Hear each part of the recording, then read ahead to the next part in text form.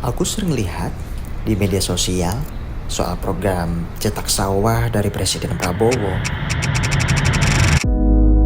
Tapi jujur, aku nggak terlalu paham apa sih sebenarnya ini. Jadi, aku datang ke Kalimantan Tengah dan perjalanan pembelajaran aku mulai dari sini. Tapi apa sebenarnya yang terjadi di sana? Rasa penasaran ini tidak bisa diabaikan. Saya harus ke Kalimantan Tengah dan lihat sendiri. Sampai di Kalimantan Tengah, penasaran saya makin besar. Sawah-sawah itu ada di bawah sana. Ya, saya bertemu kepala dinas. Bang Adis, saya penasaran pengen langsung terjun ke program cetak sawah. Bang Adis, banyak yang bilang bahwa program cetak sawah ini hanya proyek besar yang tidak tahu apa hasilnya. Apakah benar seperti itu program cetak sawah dari Pak Presiden ini? Ya, jadi ini yang harus kita luruskan dan dipahami oleh masyarakat ya.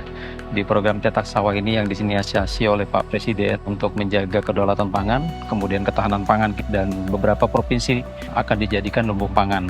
Dari target 225.000 hektar, kebetulan tahun 2025 ini Provinsi Kalimantan Tengah itu yang memiliki potensi terbesar untuk saat ini. Nah, kebetulan juga 2024 yang lalu, Provinsi Kalimantan Tengah itu sudah mengawali penyusunan dokumen rencananya, yaitu survei, investigasi, dan desain. Sebenarnya apa sih tujuan utama adanya program cetak sawah? Jadi, cetak sawah itu untuk meningkatkan ekstensifikasi pertanian. Kalau intensifikasi pertanian adalah optimasi lahan. Berarti memang betul ya program cetak sawah ini memanfaatkan lahan yang ada menjadi lahan yang produktif. Betul. Jadi kita tahu bahwa di Provinsi Kalimantan Tengah faktor produksi yang juga sebagai pembatas adalah tenaga kerja. Dalam hal ini tenaga kerja di sektor pertanian.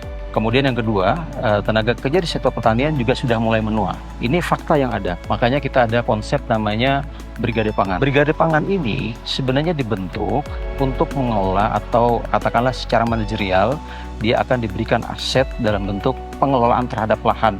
Dia kerjasama dengan pemilik lahan. Dia akan bekerjasama dengan para petani penggarap.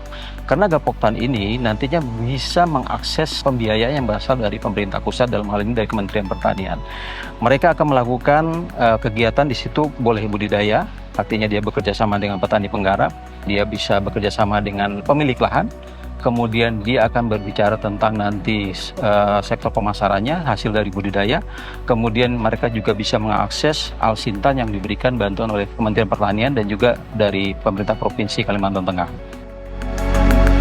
Jadi, cetak sawah bukan cuma soal sawah. Ada strategi yang lebih dalam di baliknya. Kepala dinas cerita soal visi besar program ini. Menarik sekali. Tapi saya makin penasaran bagaimana cara perusahaan menjalankannya di lapangan.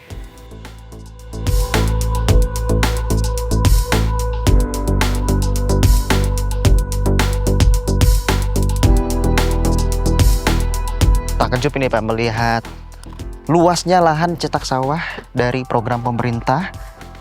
Dan di sini seperti yang saya lihat, Pak Andre, sebenarnya berapa sih luas lahan yang ada di sini, Pak? Ya, kalau luasan kita di sini ada sekitar 1.859 hektar. Jadi banyak target dari proyek kita, baik itu sampai dengan pekerjaan land clearing sampai dengan pengolahan lahan, di mana kita memastikan lahan ini siap ditanam oleh masyarakat. Termasuk Gitu. program-program andalannya cetak sawah itu adalah pemberdayaan pemuda, betul begitu Pak? Nah, jadi terkait dengan program pemberdayaan pemuda, kita sudah pasti melaksanakan training. Kita memastikan mereka memahami bagaimana proses tersedianya lahan cetak sawah hingga pengolahan lahan. Mereka kita bekali dengan teknologi, dengan kemampuan, dan juga dengan konsep pertanian modern. Yang terlibat di dalam situ siapa saja? Tentunya yang terlibat itu ada kami selaku perusahaan, pemuda, komunitas petani. Dengan adanya kami yang melaksanakan konstruksi cetak sawah, kita memastikan bahwa kelompok tani di sini itu memahami konsep. Kita bekali mereka. Jadi kita tidak hanya melakukan konstruksi cetak sawah, tapi kami juga tidak membiarkan mereka menerima lahan tanpa mereka mengetahui mereka harus ngapain ke depannya. Jadi banyak nilai keuntungan dan bahkan mereka hampir tidak ada biaya yang dikeluarkan. Semua difasilitasi sama pemerintah. Progresnya sejauh mana? Kalau Untuk progresnya ini. sejauh ini kita bisa dibilang prestasi kita sangat maksimal. Dan hasilnya ya kami harapkan di wilayah ini secara pertanian modern dan berkelanjutan itu masyarakat di sini secara ekonomi dan sosial dapat meningkat secara pesat lah intinya. Aku mulai paham. Ini bukan cuma top down project. Ada strategi pemberdayaan yang serius di sini. Orang-orang di sini nggak cuma diperintah, mereka diberdayakan untuk berkembang. Perusahaan jelaskan strategi mereka. Cukup jelas, tapi ada yang bikin saya penasaran. Bagaimana ceritanya dari sudut pandang orang yang benar-benar bekerja di sawah setiap hari. Wah, Pak Agus, ternyata banyak ya kegiatan yang sudah dilakukan dalam program cetak sawah ini.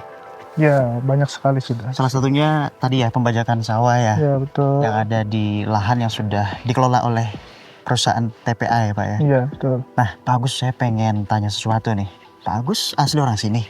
Ya, saya lahir dan asli orang sini. Wah, betul tadi kata Pak Andre, berarti memang program yang ada ini memang memberdayakan pemuda lokal ya Pak ya? Ya, Seperti betul. Pak Agus. Lalu dulunya Pak Agus ini di mana bekerjanya? Dulu saya pernah ke kota ya. Kota tuh cari pekerjaan, tapi setelah di kota itu kayak nggak ada harapan itu kerja di kota itu. Lalu kenapa memutuskan masih dan kembali bekerja di desa Pak Agus? Saya dapat informasi dari keluarga saya kan bahwasannya di sini ada pekerjaan konstruksi cetak sawah yang dilaksanakan oleh PT Tripilar Agung. Seberapa besar sih perubahannya Pak setelah adanya program cetak sawah dari Pak Presiden Prabowo ini? Sangat signifikan kan, terutama untuk kemajuan desa Sungai Ahas ini kan, untuk memberdayakan orang-orang yang ada di desa Sungai Ahas. Apakah menjadi suatu peluang baru Pak? Untuk pekerjaan cetak sawah ini saya alhamdulillah bersyukur karena di sini saya bisa bekerja dan dapat penghasilan untuk keluarga. Harapan ke depan dengan adanya program cetak sawah dari Pak Presiden Prabowo ini? Semoga cetak sawah yang diadakan oleh Presiden Prabowo Subianto menjadi langkah awal untuk kemajuan desa Sungai Ahas. Mendengarkan Agus, ini cerita dari seseorang yang mengalami sendiri dan perubahan yang dia rasakan. Itu otentik. Para pekerja berbagi pengalaman mereka dengan antusias. Tapi rasa penasaran belum hilang bagaimana warga desa yang tinggal di sekitar sawah melihat semua ini. Jadi dulunya itu ya ada informasinya kan yang ada cetak sawah dari Sungai Ahas. Ada segelintir orang lah yang menyebut lahan kita ini diambil oleh pemerintah. Jadi karena sering sosialisasi di balai desa, mengertilah. Apalagi ini setelah sudah dibuka lahannya, baru dia mengerti. Baru dia mengucapkan terima kasih. Sampai ada spanduk itu di rumah warga. Sangat berterima kasih dengan Pak Presiden Prabowo. Dulunya di sini sebelum cetak sawah ini kan membuka lahan di sini sistem bakar. Jadi habis itu ada peraturan lagi yang tidak boleh membakar lahan. Jadi lahan itu lama terlantar di sini. Setelah ada cetak sawah ini itu sangat berterima kasih karena lahan itu kan sudah dibuka. Rasanya tidak mungkin kalau buka sendiri lahan itu biayanya mahal. Ada cetak sawah ini kan dari pemerintah membuka lahan untuk masyarakat. Lahannya itu bersih, langsung bisa bertanam, bercocok tanam di situ. Di sini selama cetak sawah ini banyak orang kampung ini yang ikut kerja di perusahaan cetak sawah ini. Maupun tua, maupun muda, saya lihat menurut tanunya masing-masing membantu sekali selama cetak sawah ini. Jadi di sini harapan kami mudah-mudahan lah itu menambah peningkatan taraf hidup karena adanya cetak sawah ini dari program Presiden Prabowo ini. Itu yang diharapkan ya karena dia bisa bertanam apa saja di situ nanti kan penghasilannya itu sangat makanya sangat berterima kasih dengan program yang ada cetak sawah di desa Sungai Ahas ini.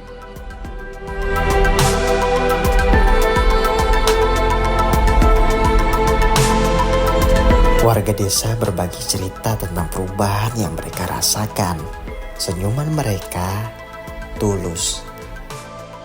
Alhamdulillah orang tua saya senang dengan adanya cetak sawah di desa ini. Saya dapat pekerjaan dan penghasilan tetap tanpa harus meninggalkan kampung halaman saya sendiri. Dan saya juga dapat berkontribusi di desa ini. Rasanya berbeda ketika langsung bertemu dengan warga di lapangan. Antusias mereka, rasa syukur mereka terhadap pemerintah, semua itu membuat saya yakin program cetak sawah ini benar-benar menyentuh kehidupan mereka. Bahkan memberi harapan baru untuk warga mereka. Program cetak sawah sebetulnya merupakan salah satu program strategis Presiden Prabowo Subianto. Dengan dilakukannya pencetakan sawah baru ini dapat memberikan ruang untuk tumbuh dan berkembangnya ekonomi di wilayah itu. Dan selain itu juga membuka ruang dan peluang kesempatan generasi muda untuk bisa bergerak atau terjun di bidang usaha pertanian yang lebih luas lagi. Kehadiran cetak sawah, program cetak sawah ini akan membawa dampak kepada peningkatan produksi secara nasional dan juga akan memberi peningkatan pendapatan dan kesejahteraan petani. Dari kepala dinas, perusahaan, pekerja, hingga warga desa, setiap orang punya cerita yang saling melengkapi. Dan disinilah saya mulai melihat gambaran utuh cetak sawah ini. Jadi, apa yang aku pelajari dari perjalanan 3 hari ini? Bahwa cetak sawah ini bukan cuma program pemerintah yang dijalanin begitu saja. Ada strategi di baliknya. Ada orang-orang yang passionate, yang benar-benar komit untuk memberdayakan komunitas lokal. Mereka nggak bilang ini solusi sempurna. Masih ada tantangan. Masih ada yang perlu diperbaiki. Tapi yang penting ada momentum, ada perubahan, ada harapan yang real. Aku datang dengan pertanyaan, aku pulang dengan pemahaman yang lebih dalam. Ini adalah bagaimana pembelajaran seharusnya terjadi. Bukan dari asumsi jauh-jauh, tapi dari mendengarkan langsung dan melihat sendiri.